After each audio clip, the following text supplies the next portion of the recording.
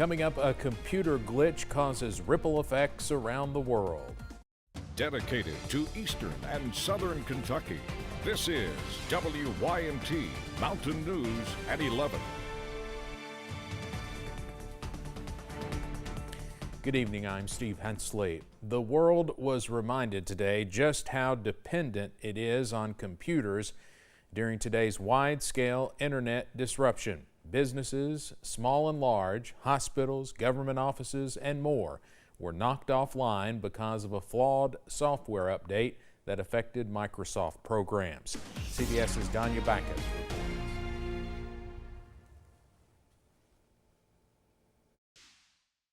The Port of Los Angeles says the global internet outage backed up trucks waiting to get into the port Friday morning.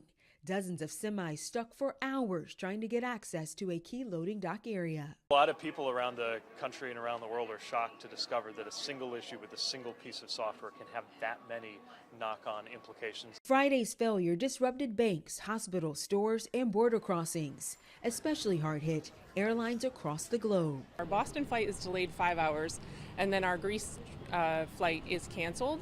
And we're supposed to get on a cruise on Monday morning. The IT crash caused by a CrowdStrike software meltdown caused thousands of flight delays and cancellations. Sandy Ouellette was struggling to get from North Carolina to Connecticut for her brother's funeral. I needed to get there before 3 o'clock today with the funeral. I'm reading the eulogy. CrowdStrike, a Texas-based cybersecurity company, says the problem arose when it deployed a faulty update to computers running Microsoft Windows. It's the biggest global IT outage that we've ever seen in the world, and definitely a black eye moment for CrowdStrike. Microsoft said it's been gradually resolving the faulty update and is now monitoring the situation until it's fully resolved. It is a manual process. It actually requires somebody to be at the machine, reboot the machine in a certain environment, take out the update, and then restart the machine. So it's not, unfortunately, a very quick fix. 911 call centers were also disrupted in several states. Officials posted warnings and shared alternate phone numbers on social media while service was being restored. Danya Backus, CBS News, Los Angeles. The University of Kentucky says its most critical systems across UK healthcare are fully functioning now. The university says campus systems are back online as well. A handful of flights are still delayed through Bluegrass Airport. Ticketmaster confirmed users' information had been compromised in a data breach that was first reported in June. The company sent out an email last week to users informing them that their personal information may have been involved in a data security incident. Ticketmaster said users' names, contact information, and payment information such as encrypted credit or debit card numbers and expiration dates were compromised in the breach. Ticketmaster advised users to monitor their accounts for suspicious activity. A developing story tonight in Dallas, Texas. A fire broke out at the historic First Baptist Church. As you can see, it could be seen for miles. Part of the structure has collapsed as flames could be seen breaking through the roof of the secondary chapel, which was built in 1890. No injuries have been reported. It's not known what started the fire.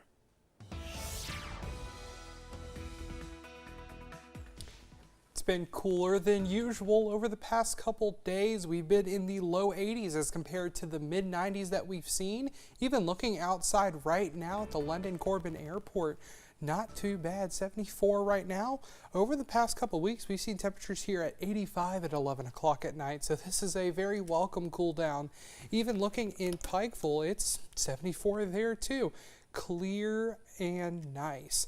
And then going out to our current temperatures across eastern Kentucky, 70s basically everywhere you can see, even 68 out in Wise, 69 in Irvin. It's not a bad night at all. We are monitoring a drought. There is some very dry areas across eastern Kentucky, and even some moderate droughts occurring in Rockcastle County and part of Buchanan, Dickinson, Wise, and Lee counties as well. So we need to keep an eye on that. But we do have rain chances coming up that we will monitor and give you more information in the First Alert forecast. But we do want you to download that WYMT First Alert weather app. They'll give you a planner just like this, showing you It's going to be real nice as we wake up in the morning, and temperatures will get into the mid-70s by 12 p.m. Steve? All right, Drake, thank you. The Pulaski County coroner has confirmed the identity of remains found back in December. The coroner identified them as belonging to 20-year-old David Witt of Casey County. The Pulaski County Sheriff's Office believed them to belong to Witt when they were first found off Bethlehem Ridge Road, but the coroner could not identify them until this week.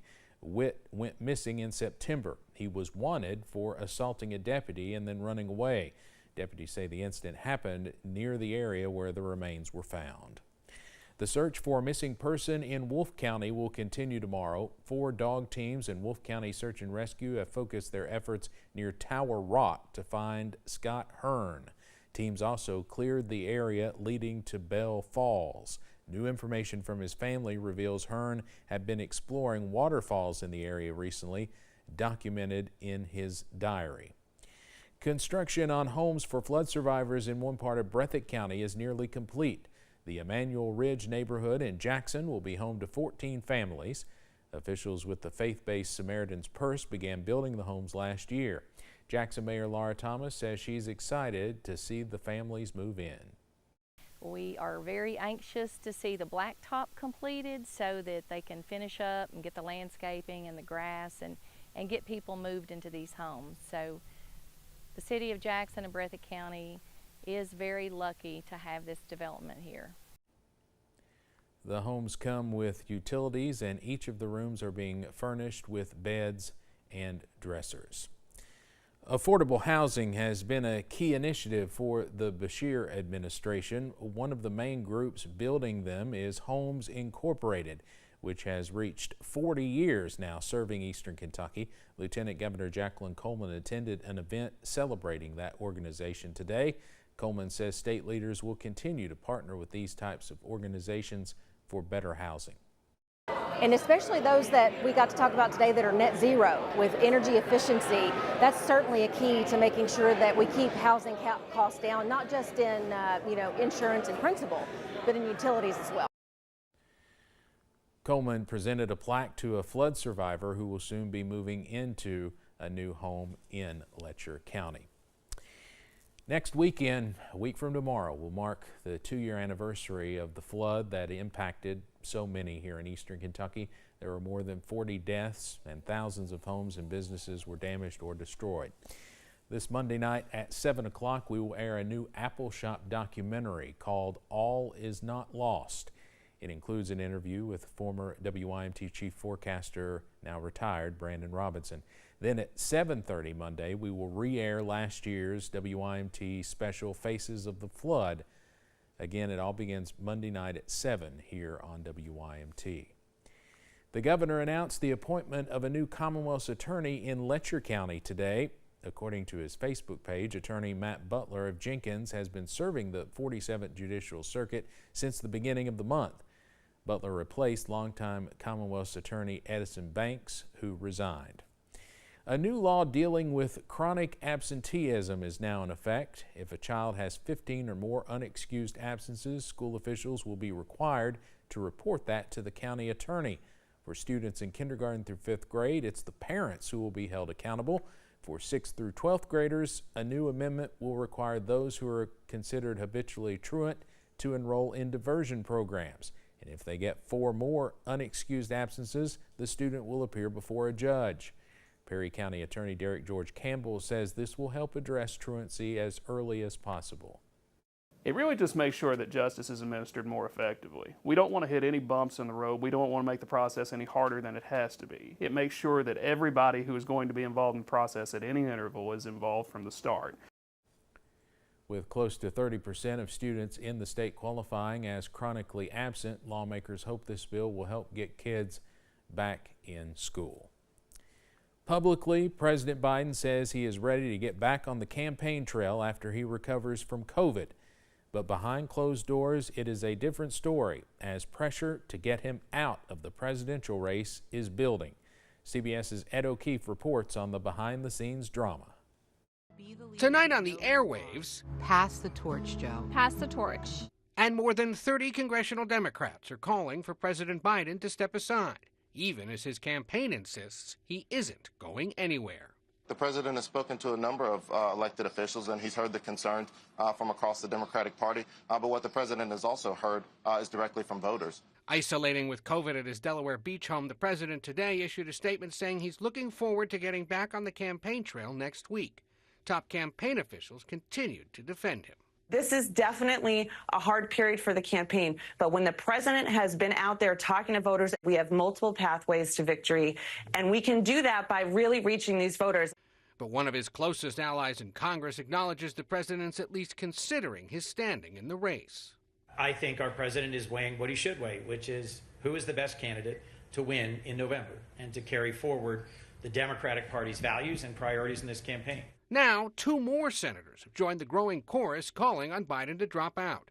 New Mexico Senator Martin Heinrich says it's in the best interest of our country for the president to go. And Montana's John Tester says if the president steps aside, the party should have an open contest for the nomination, not just hand it to Vice President Harris. New York Congresswoman Alexandria Ocasio-Cortez is warning against that move, calling it crazy. A lot of them are not just interested in removing the president. They are interested in removing the whole ticket. Vermont's Peter Welch, the first senator to call for the president's departure, says it's nothing personal, just that the president's becoming a drag on congressional Democrats in the 3 weeks since his debate. The current situation is unsustainable, and I think the president has to make his decision sooner rather than later. No word yet on where exactly the president will be campaigning next week. And on Friday, party leaders also decided that they will nominate President Biden virtually in a meeting in early August in order to avoid some ballot access issues in Ohio. But critics say the party should wait to debate that issue out in the open when it convenes for its convention next month in Chicago. Ed O'Keefe, CBS News, the White House. Kentucky's lone Democratic Congressman Morgan McGarvey is one of the latest to urge President Biden to step aside. Congressman McGarvey said in part today, quote, "There is no joy in the recognition he should not be our nominee in November. I trust that he will do what's best for the nation, and we will come together as Democrats to move the country forward," end quote. Pikeville Medical Center is focused on summer safety and health, hosting a Freebie Friday event today to discuss infectious diseases. The event opened up the hospital's second-floor atrium, handing out informational materials and personal protection items like tick removers and nasal sanitation kits. Officials say the event is all about providing people with the tools and resources to stay healthy and happy this summer. So it's just generally increasing awareness of these, of these diseases among the community. It's important, but also from the point of view of other things. The hospital engaging with the community like this and increasing awareness of all sorts of illnesses, whether they're infections or otherwise, I think it's really important. The hospital hosts a Freebie Friday event every month focused on a different aspect of health and wellness. Coming up on Mountain News at 11, the incentive one Eastern Kentucky library gave kids to read more books this summer. And I'll have what's coming up, how cold are we going to stay for the next couple days, and even some drought relief on the way, and your next 8 to 14 day forecast.